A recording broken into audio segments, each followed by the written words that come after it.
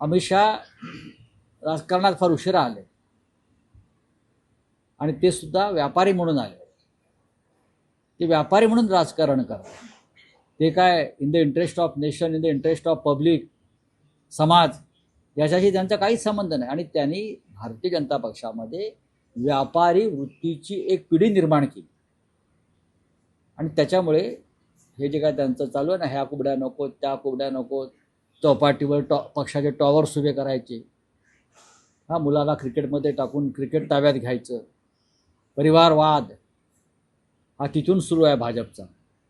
परिवारवाद फक्त राजकारणात नसतो, तर कर्तृत्वशून्य मुलांना अशा ठिकाणी बसवणं, आपला पदाचा वापर करून ताकद दाखवून त्यालाही परिवारवादच म्हणतात.